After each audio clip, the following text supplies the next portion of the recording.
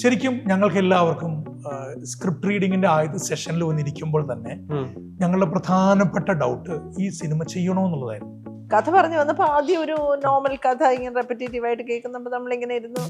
കുറച്ചേരം കഴിഞ്ഞ ട്വിസ്റ്റ് ഇങ്ങനെ വന്നപ്പോഴത്തേക്ക് എനിക്ക് ഗൂസ് ബംസ് വന്നു. ദൈവമേ, സമൂഹത്തിന് നിരക്കാത്ത രീതിയിൽ പെരുമാറുന്ന ആരോട് ചോദിച്ചാലും അവിടെ ആ പ്രാക്ടീസ് തുടരുന്നത് അങ്ങനെയാണ്. അവർ ആദ്യം പിടിക്കപ്പെടാതിരിക്കുമ്പോൾ ഇത് പിന്നെ ഒരു സ്ഥിരം പ്രാക്ടീസായി മാറുകയാണ്. നല്ലതും അങ്ങനെ തന്നെയാണ്. See, on the overall thing, a film is a film. And all of us do it in this, if we like the story. That's the first thing. Like something in the story has to appeal to me to want to make it, and for the actors also. But when I came here, there was also many friends here said, you know, there are people who will take you for a ride because you're coming from outside. You know, they will fool you this and that and all that. So I said, let's go and see. ദേശിന് ഏതോ ഒരു നല്ല സോഷ്യോപാത്തിന് നല്ല പരിചയമുണ്ട്.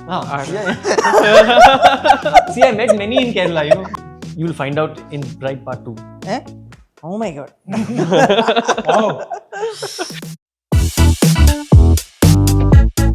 ഒരു ride നമുക്ക് ഒരുപാട് memories കൊണ്ടുതരും, പല ചേഞ്ചസ് കൊണ്ടുതരും. ആ റൈഡിന്റെ സ്റ്റോറി പറയാനായിട്ട് we have the complete team of ride. Welcome to Q studio. നിങ്ങൾക്ക് പ്രത്യേകിച്ച് ഡെഫിനിഷൻ വേണ്ടാത്ത ആൾക്കാരാണ്. ആൻഡ് റൈഡ് സിനിമ ഞാൻ ഇന്നലെ ആണ് ഞാൻ കാണുന്നത്. വളരെ ലോ എക്സ്പെക്ടേഷനിൽ കണ്ടു തുടങ്ങിയൊരു സിനിമയാണ്. ബിക്കോസ് തുടങ്ങുന്ന സമയത്ത് നമുക്കൊരു ഹൈ പോയിന്റ് കിട്ടുന്നില്ല. പക്ഷേ കട്ട് ടു മെയിൻ ഐറ്റംസ് വന്ന് തുടങ്ങുമ്പോൾ, ഇൻ്റർവെൽ എത്തുമ്പോൾ ഓരോരോ ഹൈ പോയിന്റ് വരും. ക്ലൈമാക്സ് എത്തിയപ്പോൾ clean. I'm done watching a great movie.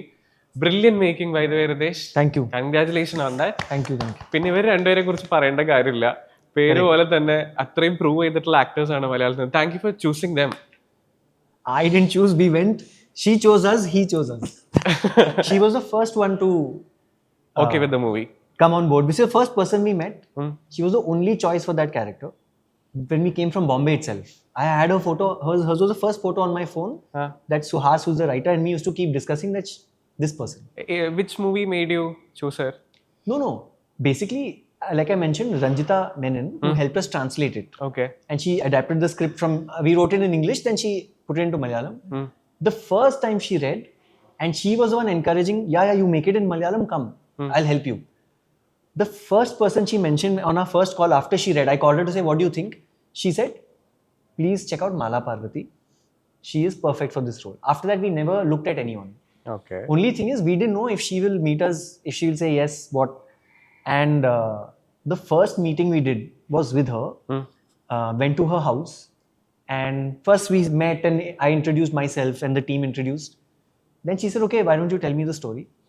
I think 15 minutes or not even more than 17 minutes-ish maximum. She had tears in her eyes and she stopped me. She said, I don't want to know more, I'm doing it. Yeah, I said that. And she called me. Yeah. So we looked at each other and we said, are you sure? Thank you so much and all. Then we said, then who had brought us? Nitin. He said, Cheji, why don't anyway listen to the whole thing. So then I narrated the final thing, and by the time we finished, she had already decided. I was not sure if she really I went means inside, it. I wore a sari. She showed me the look that day only. Afeefa ആയിട്ട് വന്നു. അഫീഫ ആയിട്ട് വന്നു. I wore a sari and I put it like that and I kept it like this and he took some photographs. Yeah. And I immediately sent it to the team that this is done. Costume trial done. Full. Nice. Balu ചേച്ചി ആയിരുന്നു ആദ്യം ride എന്ന ടീമിലേക്ക് on board ആയതെന്ന് director പറഞ്ഞു. അല്ല, actually ഇവർക്ക് സുധീകോപ്പ, ശ്രീകാന്ത്, പ്രശാന്ത് മുരളി ഇവരുടെ മനസ്സിൽ ഓൾറെഡി ഉണ്ട്. എന്റെ അടുത്ത് കഥ പറയാൻ വന്നേ ഉള്ളൂ. കഥ പറഞ്ഞു വന്നപ്പോ ആദ്യം ഒരു നോർമൽ കഥ ഇങ്ങനെ റെപ്പറ്റേറ്റീവ് ആയിട്ട് കേൾക്കുമ്പോൾ നമ്മളിങ്ങനെ ഇരുന്നു. കുറച്ചേരം കഴിഞ്ഞ ട്വിസ്റ്റ് ഇങ്ങനെ വന്നപ്പോഴത്തേക്ക് എനിക്ക് ഗൂസ് ബംസ് വന്നു. ദൈവമേ, അല്ലേ? അതെ. അപ്പൊ ആ മൊമെന്റ് ഭയങ്കരമായിട്ട് കണ്ണു നിറയുകയും ഭയങ്കരമായിട്ട് ഓവർവെൽഡ് ആവുകയും ചെയ്ത്. ഞാൻ പറഞ്ഞു മതി, ഞാനുണ്ട്, ഞാൻ ചെയ്യുവാണ് സിനിമ.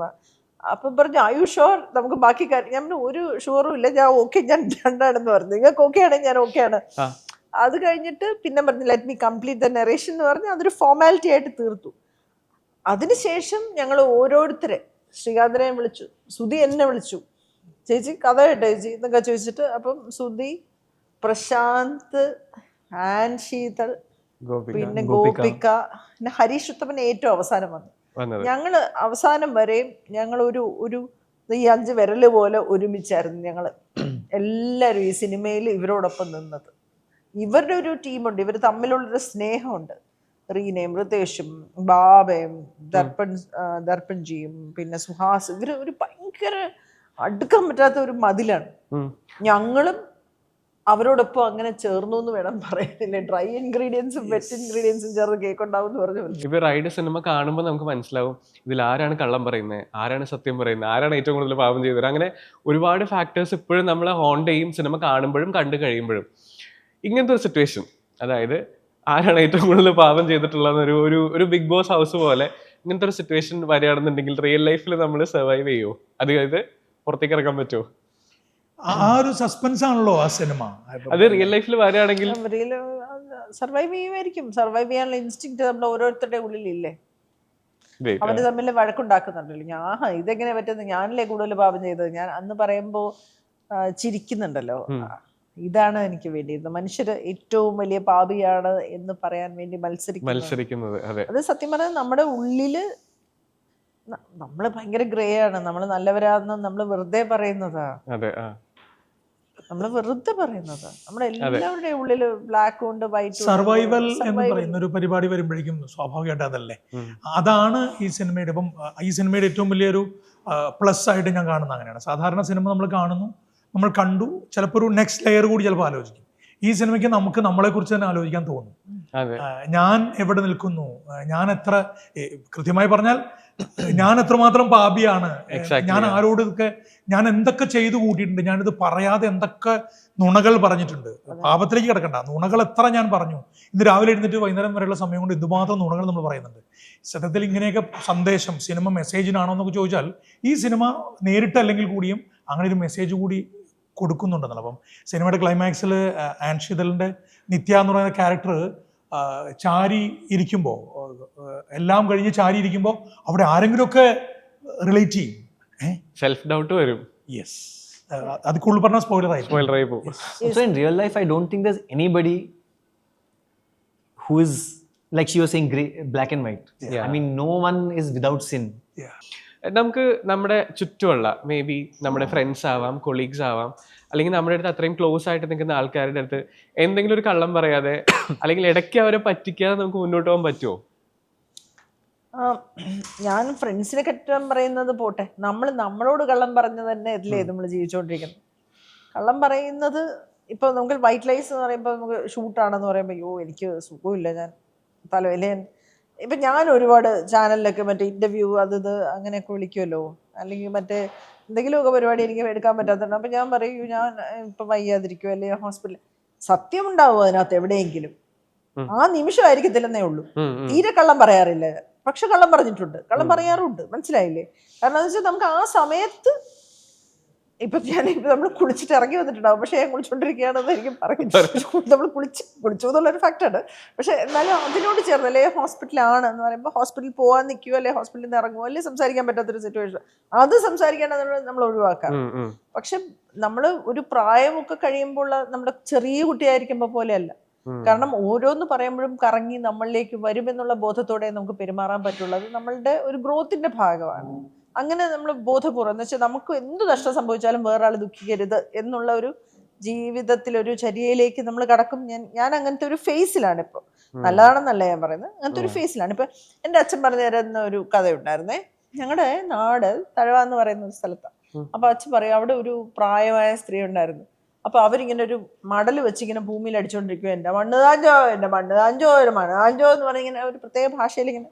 എന്താണ് സംഭവിച്ചതെന്ന് വെച്ചാൽ അവരുടെ ഒരു വലിയ പ്രോപ്പർട്ടി, ഇപ്പോൾ അവിടുത്തെ ഒരു വലിയ പ്രതാപികളായിട്ടുള്ള ഒരു കൂട്ടർ താമസിക്കുന്ന ഒരു സ്ഥലം അവരുടെ മണ്ണായിരുന്നു. ഇവരുടെ ഭർത്താവും മകനും ഒക്കെ മരിച്ചതിന് ശേഷം ഇവർ കള്ളപ്രമാണം ഉണ്ടാക്കി അത് മൊത്തം അവരങ്ങ് എടുത്തു. അപ്പൊ ഇവര് ചാവുന്നവരെ ഇവരിങ്ങനെ ഇരുന്ന് ആ മണ്ണിൽ ഇങ്ങനെ മടൽ വെച്ചിങ്ങനെ അടിച്ചു, എൻ്റെ മണ്ണ് കാഞ്ചോ, എൻ്റെ മണ്ണ് കാഞ്ചോ, ഇങ്ങനെ എന്തോ ഒരു ഭാഷയിൽ ഇങ്ങനെ പറഞ്ഞുകൊണ്ടിരിക്കും. അച്ഛൻ പറയാത് ഞാൻ കൊച്ചിലെ അവരെ കാണുമ്പോൾ അച്ഛൻ എപ്പോഴും കണ്ണ് ഭയങ്കരമായിട്ട് ഇമോഷണൽ ആവുമായിരുന്നു. അവരുടെ വീട്ടുകാർക്ക് ഈ കുറ്റബോധം ഉണ്ടോ എന്ന് അറിയത്തില്ല, പക്ഷെ ആ വീട്ടുകാരിന്നില്ല. ആ വീട്ടുകാർ എത്രയോ അച്ഛൻ്റെ കുട്ടിക്കാലത്ത് കണ്ടാണ്. പക്ഷെ ഞങ്ങളുടെ ജനറേഷൻ എത്തിയപ്പോൾ ആ വീട്ടുകാർ വലിയ നിലയിൽ കഴിഞ്ഞിരുന്നവരാരും ആ വീട് പൊളിഞ്ഞ് അനാവിശേഷമായി അവിടെ ആരും ഇല്ല മണ്ണിൽ. അപ്പൊ ഈ കാര്യങ്ങൾ, കർമ്മം എന്ന് പറയുന്നത് ഈ നിമിഷം നമ്മൾ ചിലപ്പോൾ ജീവിക്കും, പക്ഷെ ഇത് എവിടെയും പോവില്ല, തിരിച്ചു കിട്ടും. നേരിട്ടൊരു ചോദ്യം ചിലപ്പോൾ ഉണ്ടാവണം എന്നില്ല. ഞാൻ മനസ്സിലാക്കുന്നത് അങ്ങനെയാണ്. നമുക്ക് ഓരോരുത്തർക്കും ഓരോരോ കാഴ്ചപ്പാടുണ്ടല്ലോ. ഈ നുണ പറയൽ അല്ലെങ്കിൽ അപ്പോഴത്തെ ഒരു സാഹചര്യത്തിൽ നമ്മളവിടെ തടി തപ്പാനായിട്ട് ഉപയോഗിക്കുന്ന പല പരിപാടികളും ചിലപ്പോൾ നമുക്കൊരു ശീലമായി മാറും. ഇവിടെ നമ്മൾ രക്ഷപ്പെടുന്നു. നമ്മുടെ സിനിമയും പറയുന്നതാണ്, ഇവിടെ നമ്മൾ രക്ഷപ്പെട്ടു. അപ്പൊ നമ്മൾ വിചാരിക്കും ഇത് വർക്കാവും എന്നാണ്. നമ്മൾ വീണ്ടും വീണ്ടും വീണ്ടും ഇതേ തരത്തിലുള്ള പരിപാടികൾ, ഇപ്പം ഒരു മോഷ്ടാവിനെ അല്ലെങ്കിൽ ഏതെങ്കിലും തരത്തിലുള്ള സമൂഹത്തിന് നിരക്കാത്ത രീതിയിൽ പെരുമാറുന്ന ആരോട് ചോദിച്ചാലും അവരുടെ ആ പ്രാക്ടീസ് തുടരുന്നത് അങ്ങനെയാണ്. അവർ ആദ്യം പിടിക്കപ്പെടാതിരിക്കുമ്പോൾ ഇത് പിന്നെ ഒരു സ്ഥിരം പ്രാക്ടീസായി മാറുകയാണ്. നല്ലതും അങ്ങനെ തന്നെയാണ്. അപ്പൊ ഏതെങ്കിലും ഒരു പോയിന്റിൽ പിടിക്കപ്പെടുമെന്നൊരു ബോധം ഉണ്ടാവുമ്പോൾ സ്വാഭാവികമായിട്ടും അപ്പോഴാണ് നമ്മൾ അറിയുക. ഈ പിന്നിലേക്ക് ആലോചിക്കുമ്പോൾ ഞാൻ കൂടുതൽ പറഞ്ഞ സ്പോയിലറാവും. നമ്മുടെ സിനിമയിലെ പ്രധാന എലമെന്റ് അതാണ്. നമ്മൾ ധരിക്കുന്നത് ഇതൊന്നും തിരിച്ചടിക്കില്ല എന്നാണ്. ശരിക്കും നമ്മുടെ ഈ പ്രവൃത്തി തന്നെയാണ് പിന്നീട് തിരിച്ചടിക്കുന്നത് എന്നുള്ളതാണ് എൻ്റെ ഒരു സത്യം. പല സിനിമകളും അല്ലേ, പല സിനിമകളും നമ്മൾ പല സിനിമകളും കാണുന്നുണ്ട്. ഈ സിനിമ ഉണ്ടാക്കുന്ന ഇമ്പാക്റ്റ് എന്ന് പറയുന്ന സംഭവം, ഇതിന്റെ സ്ക്രീൻ പ്ലേയുടെ ബ്രില്യൻസ്. ധാരാളം നമുക്ക് ഭയങ്കര വലിയ ബജറ്റിലല്ല ഈ പടം ചെയ്തത്, വളരെ ലിമിറ്റഡ് ബജറ്റിലാണ് ചെയ്തത്. പക്ഷെ ഈ കണ്ടന്റ് കമ്മ്യൂണിക്കേറ്റ് ആവുകയും ഒക്കെ ചെയ്യുന്നത്. അതുകൊണ്ടാണല്ലോ സിനിമ 3 ആഴ്ച കവർ ചെയ്യണം. അപ്പം കളങ്കാവൽ പോലെ വലിയ പടം, അവതാർ റിലീസാവുന്നു, ആൻഡ് ഓഫ് കോഴ്സ് ദുരന്തർ റിലീസാവുന്നു. നമ്മൾ അതിനൊക്കെ ഒപ്പം നമ്മുടെ സിനിമയിൽ ഉണ്ടായിരുന്നു. ഞങ്ങൾ ഇറങ്ങുന്ന ദിവസം ഒരുപാട് സിനിമ, പൊങ്കാല ഉണ്ടായിരുന്നു, ഒരുപാട് സിനിമയുടെ നമ്മളത് സർവൈവ് ചെയ്യുന്നത്. വേറെ ഒരു ഏതെങ്കിലും വലിയ താരങ്ങളുടെ സിനിമകൾ നമ്മളൊക്കെ ഫാൻസ് ആണ് അല്ലേ. മമ്മൂട്ടി സാറിന്റെ സിനിമ ഉണ്ടെങ്കിൽ നമ്മൾ ആദ്യം ഇടിച്ച് പോയി കാണുന്നവരാണ്.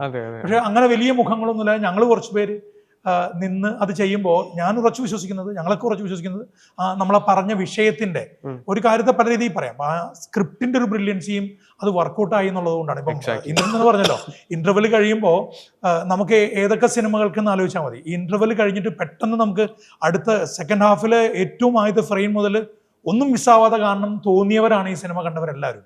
അതാണ് ഞങ്ങളുടെ സിനിമയുടെ വിജയം ഞാൻ പറയും. നിങ്ങൾ ഒരേ കോസ്റ്റ്യൂമിലാണ്, എത്ര ദിവസം ഉണ്ടായിരുന്ന ഷൂട്ടും ആ ഒരു സീനും അതിന്റെ മേക്കിങ്ങും എക്സ്പീരിയൻസും ഒക്കെ ഒന്ന് ഷെയർ ചെയ്യാമോ?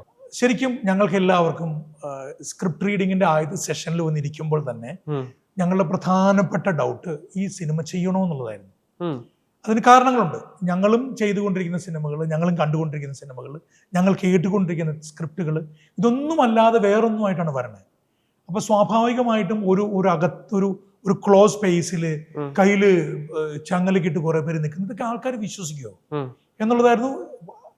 അതിനൊരു ചലഞ്ചായിട്ട് എടുക്കണം എന്ന തീരുമാനത്തിലേക്ക് എത്തുന്നത് ഹൃദേശ് നമുക്ക് തരുന്നൊരു കോൺഫിഡൻസിലാണ്. നമ്മളത് അത് നമുക്ക് പരീക്ഷിക്കണം. ഹൃദേശ് കുറച്ചും പറഞ്ഞതുപോലെ ഇതിവിടെ അല്ലെങ്കിൽ വേറെ എവിടെ പരീക്ഷിക്കാൻ പറ്റും ചേട്ടാ എന്ന് ചോദിച്ചിട്ടുണ്ട്. ദെൻ ഞങ്ങൾ അതിനു വേണ്ടി സമരസപ്പെടുമായിരുന്നു. പൊസിഷനിങ്ങിലും ബോഡി ലാംഗ്വേജിലും ഒക്കെ പിന്നീട് അതിനെ എങ്ങനെയായിരിക്കും ഞങ്ങൾ ടൈ ചെയ്യപ്പെടുക, എങ്ങനെയായിരിക്കും അവിടെ ചെന്ന് പെടുക, എങ്ങനെയായിരിക്കും ആ ട്രാൻസ്ഫോർമേഷൻ, അവിടെ വന്ന് പെട്ടാൽ എങ്ങനെയായിരിക്കും തുടങ്ങിയിട്ടുള്ള ഓരോ സീനുകളിലും ഞങ്ങൾ ഓരോരുത്തരും സ്വയം അതിലേക്ക് സെൽഫ് കൺവിക്ഷൻ എന്നൊരു സംഭവം ഉണ്ടല്ലോ, അതിൽ നമുക്ക് പെർഫോം ചെയ്യാൻ പറ്റില്ല. നമ്മൾ സെൽഫ് കൺവിൻസ്ഡ് അല്ലെങ്കിൽ നമ്മുടെ പെർഫോമൻസിലൊക്കെ അത് ബാധിക്കും. നമ്മളെ മാത്രമല്ല, ഇതൊരു ഒന്നിച്ചൊരു പരിപാടി ആയതുകൊണ്ട് എൻ്റെ പെർഫോമൻസ് മാത്രം അത് എല്ലാവരെയും ബാധിക്കും. അപ്പോൾ ടോട്ടൽ ഒരു സീനിനെ ബാധിക്കും, അത് സ്വാഭാവികമായിട്ടും മൊത്തം സിനിമയെ ബാധിക്കും. അതുകൊണ്ട് തന്നെ ആ പ്രീ പ്രൊഡക്ഷൻ ടൈമിലുള്ള വർക്ക്ഷോപ്പ് ടൈമിൽ ഞങ്ങൾ നടത്തിയ ഡിസ്കഷൻസ് എല്ലാം ഇത് ശരിയാണോ, പലപ്പോഴും ഡയലോഗുകൾ അടക്കം ഞങ്ങൾ വീണ്ടും റീവർക്ക് ചെയ്ത് അത് ഞങ്ങൾ ഓൺ ചെയ്തു. Dialogue and also content, like certain things Mala Chechi said which we changed in the script. Because see, we are writing from a slightly outside perspective. So some of our stories in the monologues, we thought it's fantastic, but it won't connect to the people here because we are not born and brought up here. So Mala Chechi gave us ideas for certain stories, not just her monologue, couple of other monologues, that if you change this, the same zone, but if you relate it to this incident which is fresh in Kerala people's mind, in the if you remember that a lot of stories there, no, Harish പറയുന്ന സ്റ്റോറീസിൽ അതെല്ലാം relevant ആയിട്ടുള്ള കേരളത്തിൽ തന്നെ നടന്നിട്ടുള്ള stories ആണല്ലോ പറയുന്നത്. ആൾക്കാരുടെ പേര് മാറ്റിയിട്ടൊക്കെ പറയുന്നത്, ഒന്ന് രണ്ട് സ്ഥലങ്ങൾ പറയുന്നത്.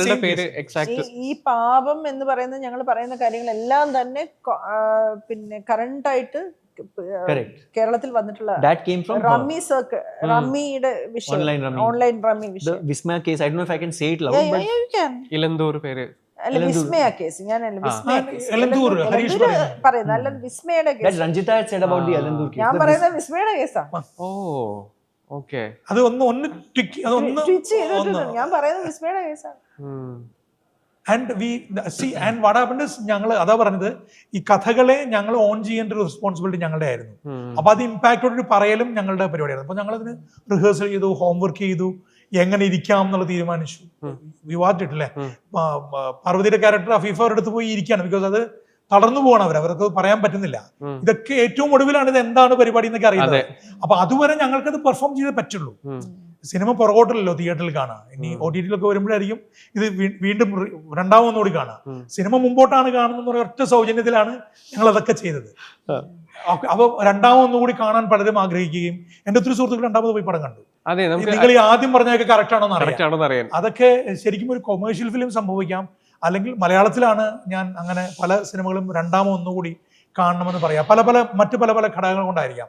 മറിച്ച് ഇതിലെ നിങ്ങൾ ലാസ്റ്റ് പറഞ്ഞ ലോജിക്ക് കറക്റ്റ് ആണെന്ന് അറിയാൻ വേണ്ടി ഞങ്ങൾ ഒന്നുകൂടി പോയി കണ്ടു എന്ന് പറയുന്ന സുഹൃത്തുക്കളുണ്ടായത് ഈ ഒരു സിനിമയിലൂടെയാണ്. എങ്ങനെയുണ്ടായിരുന്നു Ritesh? How did Malayalam cinema welcome you? How was your experience before release, while shooting and after release? See, on the overall thing, a film is a film. And all of us do it in this, if we like the story. That's the first thing. Like something in the story has to appeal to me to want to make it, and for the actors also. When we came here, because I have worked in Kerala as an assistant before, Santosh Sivan is my guru. I have learned everything from him. 10 years I worked with him in every capacity. From making tea, packing his bags, to assisting him, writing for him, camera, whatever, from everything. Like the old system of Guru Shishya, I had that with him. So I have been with crews from Kerala. I have shot in Kerala and one Malayalam film also with him, long time back. So, but when I came here, there was also many friends here said, there are people who will take you for a ride because you're coming from outside. They will fool you, this and that and all that. So I said, let's go and see. But maybe our luck, maybe whatever, but the people we met have been amazing. Like, I don't think I felt so emotionally connected to everyone in any film. And I have got amazing teams that I've worked with before also. So, of course, the cast, that I will obviously share about. But from even my ADs here, I'm so fond of them. Oh, wow. Like I feel like I want to take them everywhere. Wherever, if I'm doing something in Bombay also tomorrow. So, even the line production that we went with, beautiful people, Shivan Chetan, Abhilash, they have this October Sky Pictures. Our shoot was so smooth, more smooth than some of my best shoots in Bombay also, in the sense, it was just like, there was no issue, there was no problem. The food was excellent, everything was laid out, everyone eats together, there is no hierarchy in that sense. And in fact, everyone on set was even free to give suggestions. After some time, you have to say, okay, enough. But, but I'm sure we are all greedy for, you never know who has a good idea. Yes. And once you're secure that you know what you're doing, then, so that way we had people, even now, people who don't need to work for the film are still working, calling up, shall I do this? I can speak to this one. Can we market like this? I have this friend over there. You don't need to do that, No, you're going for this meeting, I'll come with you. Because they don't want you to make a mistake. Yeah. So that kind of care and concern is like, it's a cliche thing to say like a family, but that's how it is. And everyone is so concerned about the film. And shooting here was very smooth. Our shoot was fantastically smooth. No issues at all. Casting in the confusion, was the Anne first option for the character? No, see, actually there was, because all characters were evolving. So in fact, Anne's character, like I said about Harish Uthaman's character, that was not there, it got created. So like that, even we were discovering this Nitya character. And also, as you know, this film, and I'm sure some people feel it also, first half sometimes can be not convincing. Like, how can this happen? So we had to make this character very, very convincing that no one suspects anything until the end. Yes. But still it should hold and not look silly. So we met multiple people, because I'm not exposed to this industry so much, so I had to meet them personally. And I can't sit and watch everyone's all films, So when we met some people, brilliant actors, but I didn't feel they can do what this is. What we need here, because it needs an edge, And then when I met Anne for the first time, it was in one cafe we all were sitting, and I just took her through the story. One good thing was she also speaks Hindi, English, and communication was very easy. So we spoke, I narrated the film. And in that discussion, she said 2-3 things which I had not thought about this film. about the character. And from there, actually, we started discussing a lot. And Anne, actually, I don't know if anyone knows, she had a full notebook full of notes on this character. She's a psychopath as an actor. Okay. Means she gets very involved. She will not talk to people if it's a serious scene. She will stay alone, you know. But she's working on the character because she feels that, and she used to say that I'm working with them. I have to work 10 times so I don't drop a scene. Yes. Which is any director's dream to hear that from an actor. They are not interested in making fun and having fun when they're doing something serious. So she brought in a lot of small nuances. And in fact, to be honest, in the first few days of shooting, especially in the warehouse thing, some people in the team also feeling, oh, but she's not reacting. Gunshot happened, she's just standing. And I was sure that this will work, but you never know, right?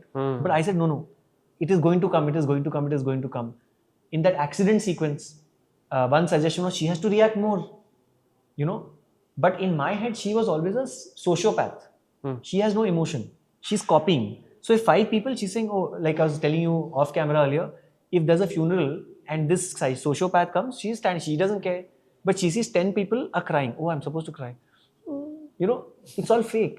That is and they try to be liked by people. ഹൃദേശിന് ഏതോ ഒരു നല്ല സോഷ്യോപാത്തിന് നല്ല പരിചയമുണ്ട്. See, I met many in Kerala, you know. See, He has so much, you know, intricate ആയിട്ടുള്ള knowledge ഉണ്ട് ഇങ്ങനത്തെ ആൾക്കാർ എങ്ങനെ ബിഹേവ് ചെയ്യുന്നു. സത്യം നമുക്കറിയാവുന്നതല്ലേ, he knows somebody who is a real sociopath. I'm telling you. എന്നുവെച്ചാൽ അത്ര ഡീറ്റെയിൽഡ് ആയിട്ടാണ് ഹൃദേശ് പറയില്ല, അങ്ങനെ ചെയ്യില്ല, ഇങ്ങനെയാണ് ചെയ്യുക, ഇത് ചെയ്യും, അത് ചെയ്യും. അപ്പൊ അതിനകത്ത് ഒരു കുഞ്ഞു കാര്യങ്ങൾ പോലും ഋതേഷിന്റെ ഒരു ക്ലാരിറ്റി അടിപൊളിയായിരുന്നു. ആ ക്യാരക്ടറിനെ മോൾഡ് ചെയ്ത് അവർ രണ്ടും കൂടെ ആയിരുന്നു വർക്ക് ചെയ്യുന്നത്. Tell me, Ridesh, are you that one? You will find out in Bride Part 2. Oh my God. wow, great. Oh, nice.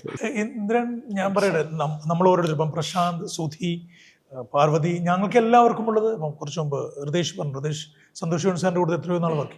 ശരിക്കും ഞങ്ങളുടെ എല്ലാവരുടെയും ഞങ്ങൾക്ക് ഓരോരുത്തർക്കും ഓരോ എക്സ്പീരിയൻസ് ആണ്.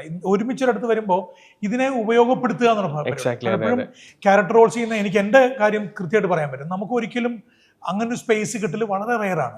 ഒന്നാമത്തെ കാര്യം, വളരെ കുറച്ച് സീനുകളിൽ മാത്രമൊക്കെ അഭിനയിച്ച് പോകുന്ന ആളാണ് ഞാൻ. അങ്ങനെയാണ് എനിക്ക് അവസരങ്ങൾ കിട്ടിക്കൊണ്ടിരിക്കുന്നത്. അപ്പൊ ഈ സിനിമയെ സംബന്ധിച്ചിടത്തോളം ഞാൻ ആ ഉള്ള സമയം എന്ന് പറയുന്നത് എല്ലാവരും ഒരുമിച്ചാണ്. അപ്പൊ വളരെ അപൂർവമാണ് നമ്മളെ മാക്സിമം ഉപയോഗപ്പെടുത്തുക, നമ്മളെ മാക്സിമം എക്സ്പ്ലോർ ചെയ്യുക, അല്ലെങ്കിൽ എക്സ്പ്ലോയിറ്റ് ചെയ്യുക എന്ന് പറയുന്നത് എപ്പോഴും ഒരു ആർട്ടിസ്റ്റ് എന്ന നിലയ്ക്ക് നമ്മൾ ആഗ്രഹിക്കുന്നതാണ്. അതാണ് ഈ സിനിമയിൽ ഞങ്ങളുടെ ഓരോരുത്തരുടെയും കേസിൽ വളരെ അപൂർവം മാത്രമാണ് സംഭവിക്കുക. ഒരു ഒറ്റ റിവ്യൂല് പോലും പെർഫോമൻസിനെ മോശമായിട്ട് ആരും പറഞ്ഞില്ല. എല്ലാ റിവ്യൂസും, പ്രത്യേകിച്ച് ഉണ്ണി പറഞ്ഞത് incredible performance from by and incredible and ശീതളിന്റെ പറഞ്ഞു.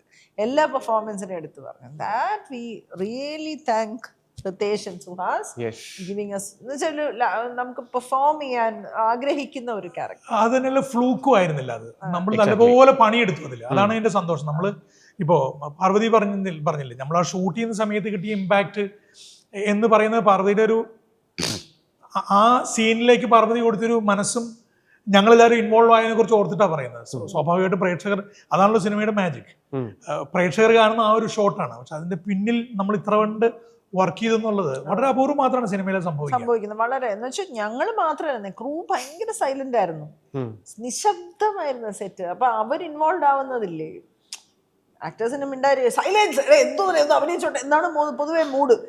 പ്ലീസ് ഒന്നും മിണ്ടായിരേ, ഡയലോഗ് പറയുന്നുണ്ട്, ഇങ്ങനെയൊക്കെയാണ് സാധാരണ. 9:20 എന്ന് പറയുമ്പോൾ അറിയാലോ, കേബിൾ എടുത്ത് വെച്ചേ, അതാണ് മൂഡ്. എങ്ങനെയെങ്കിലും പോണം.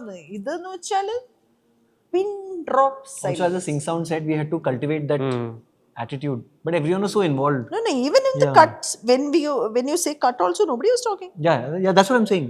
The automatic discipline, because everyone felt this is my film, so no one tried to. എനിക്ക് നിങ്ങളുടെ ഈ എക്സൈറ്റ്മെന്റ് കാണുമ്പോൾ ഒരുപാട് സന്തോഷമുണ്ട്. കാരണം ഇത്രയും നല്ലൊരു സിനിമയുടെ ഭാഗമായി ആ സിനിമ എനിക്ക് കാണാൻ പറ്റി, കണ്ടു കഴിഞ്ഞ് നിങ്ങളോട് നേരിട്ട് സംസാരിക്കാൻ പറ്റി. അതാണ് ഇപ്പൊ ഒരുപാട് സിനിമകളുടെ കാര്യത്തിൽ സംഭവിക്കുന്നത്. സോ പ്രേക്ഷകരോട് പറയാനുള്ളത് അത് തന്നെയാണ്. ഇത് തീർച്ചയായിട്ടും നിങ്ങൾ OTT കാണണം, വീണ്ടും കാണണം. പക്ഷേ തിയേറ്ററിലാണ് ഇങ്ങനെയുള്ള സിനിമകൾ കാണേണ്ടത്. മലയാള സിനിമയ്ക്ക് കിട്ടുന്ന ഏറ്റവും വലിയ ഭാഗ്യമാണ് ചെറിയ ബജറ്റിൽ ഇതുപോലുള്ള കണ്ടന്റ് ഉള്ള സിനിമകൾ ലോകം മുഴുവൻ അക്സെപ്റ്റ് ചെയ്യപ്പെടുന്നത്. മലയാളികൾ ആദ്യം അതിനെ അക്സെപ്റ്റ് ചെയ്യുമ്പോഴാണ്. അതുകൊണ്ട് ഇതിന് OTT-യിലും ഇനി അതിനും കൂടുതൽ ലൈഫ് കിട്ടണമെങ്കിൽ മലയാളികളായിട്ടുള്ള നമ്മൾ ആ സിനിമയെ തിയേറ്ററിൽ തന്നെ പോയി കണ്ട് പ്രോത്സാഹിക്കുമ്പോഴേ 2 ആഴ്ച നമുക്ക് കിട്ടിയ സപ്പോർട്ട് തീർച്ചയായിട്ടും വളരെ സന്തോഷമുള്ളതാണ്. 3ാമത്തെ ആഴ്ചയിലേക്ക് കയറിയത് വലിയ സന്തോഷമാണ്. അത് ഞാൻ നേരത്തെ പറഞ്ഞതുപോലെ വലിയ വലിയ സിനിമകളുടെ ഒപ്പം, ദുരന്തർ പോലുള്ള സിനിമകളുടെ ഒപ്പം നമ്മുടെ സിനിമ ഇപ്പുറത്തുണ്ട്, തിയേറ്ററിൽ ഉണ്ട് എന്ന് അറിയുമ്പോൾ വലിയ സന്തോഷം. അതെ, ഇപ്പോഴും ഉണ്ട് അത് തിയേറ്ററിൽ. പറ്റുന്നവര് 1 മണിക്കൂർ 48 മിനിറ്റേ ഉള്ളൂ. കൊച്ചു സിനിമയാണ്. കൊച്ചു സിനിമയാണ്. വെളിയിൽ നിന്ന് അവർ ഇനിയും മലയാളത്തിലൊക്കെ പ്രൊഡ്യൂസ് ചെയ്യാൻ ആഗ്രഹമുള്ളവരാണ്. ഇങ്ങനെയുള്ളവരെ നമ്മുടെ നാട്ടിൽ നിലനിർത്താൻ വേണ്ടി ദയവ് ചെയ്താ സിനിമ തിയേറ്ററിൽ പോയി കാണാം പ്ലീസ്. നമ്മൾ കണ്ടിരിക്കും. Ritesh, thank you so much for giving us such a great movie. Thank you. I'm so humbled. Thank you.